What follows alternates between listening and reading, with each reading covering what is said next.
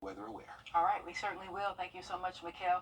New data shows the U.S. economy added 139,000 jobs last month. That's according to the Bureau of Labor Statistics. It's down from the revised 147,000 positions reported in April, but still more than many economists expected. The national unemployment rate remained unchanged at 4.2%. And as of March 2025, the U.S. Bureau of Labor Statistics says there are currently 7.2 million job openings, which is smaller than a few years ago. And with a smaller job market, that leaves room for several mental health challenges. Caroline Spikes sat down to hear from a recent graduate, college graduate that is, about what her experience has been like.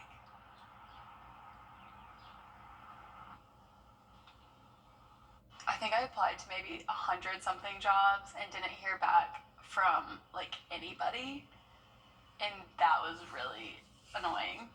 It definitely made me like feel like discouraged a little bit. Before Stephanie Mitchell graduated from the College of Charleston, she found herself carving out time every day for 2 months researching jobs everywhere, causing an overwhelming feeling.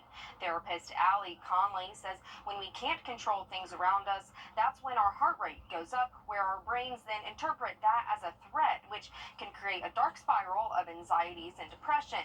So she introduces the 5, 4, 3, 2, 1.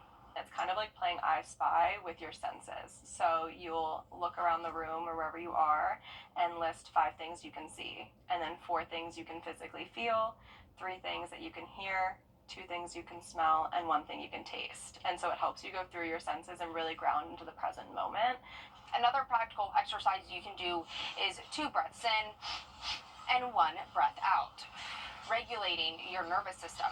For Mitchell, she said joining a running club, meeting new people, doing things she actually enjoyed is something that helped her. And even though the stress of finding a new job is gone, there's new worries she's experiencing. I think my main anxieties are like doing a good job and honestly holding on to this job because of the job market. And I've just been so blessed with that opportunity, so I'm like, I need to actually make sure they see the good effort I'm putting into it. Conley says even though there may be more conversations around mental health, awareness doesn't necessarily fix it or make it better. There does need to be some sort of outreach, connecting to others, connecting to a therapist or groups, and learning these skills, learning these resources, figuring out, again, our patterns and ways that we want to be different. According to the Bureau of Labor, about 30% of 20 to 29-year-olds who received a bachelor's in 2024 are unemployed. And in a 2023 CDC study, that same age group experienced the highest prevalence of depression. Conley says with the unknown of what life beyond graduation looks like, it can leave room for questioning. All right, our thanks to Caroline Spikes out of Charleston for that one. Charleston. Sound familiar? Very, very, very. I spent a lot of good time there. Hometown? As far as looking, not exactly beautiful. That's the hometown. That's the college town. Yep. You're close, though. Thanks. As far as looking at temperatures, though, we're in the upper 80s Sunday, Monday, some 90s, though, for tomorrow. Tracking the first alert Saturday and Sunday. A lot to talk about. Be sure to stick around.